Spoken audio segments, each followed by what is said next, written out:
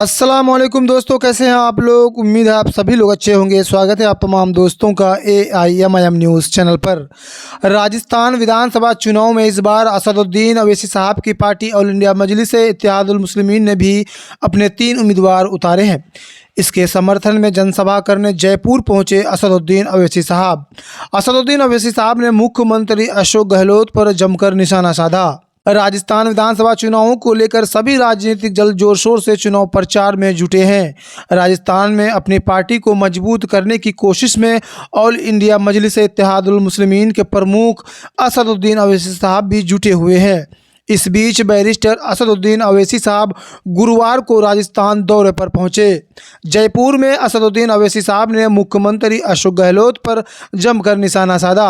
असदुद्दीन अवैसी साहब ने कहा कि राजस्थान में 60% मुस्लिम बच्चे एनीमिया से पीड़ित है। असदुद्दीन अवैसी साहब ने कहा कि सीएम गहलोत हर मोर्चे पर नाकाम साबित हुए हैं। जयपुर में ऑल इंडिया मजलिस-ए-इत्तेहादुल मुस्लिमीन के चीफ बैरिस्टर असदुद्दीन अवैसी साहब ने कहा, हमने यहाँ एक समिति बनाई, हमने विशेषज्ञों को बुलाया और उनसे पूछा कि राजस्थान के मुसलमान कैसे हैं, विकास में उनकी भागीदारी कितनी है। उन्होंने एक रिपोर्ट सौंपी। मैंने वो रिपोर्ट राजस्थान के मुख्यमंत्री अशोक गहलोत के कार्यालय को भेजी।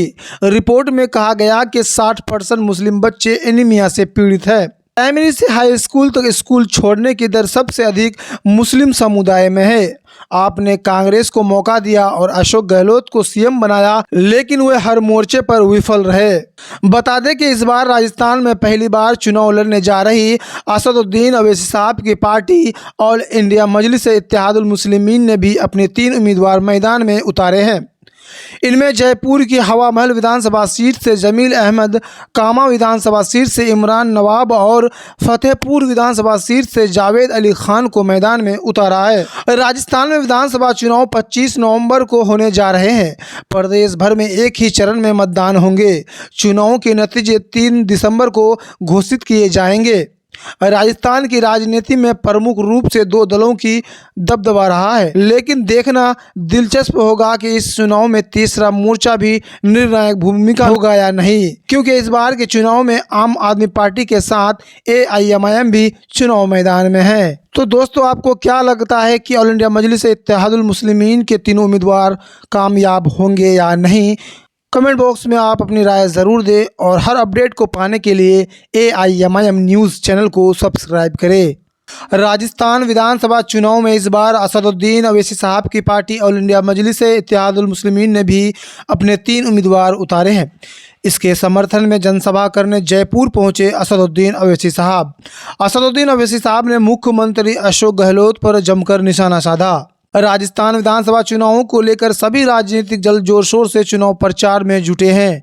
राजस्थान में अपनी पार्टी को मजबूत करने की कोशिश में ऑल इंडिया मजलिस-ए-इत्तेहादुल मुस्लिमीन के प्रमुख असदुद्दीन अवैसी साहब भी जुटे हुए हैं।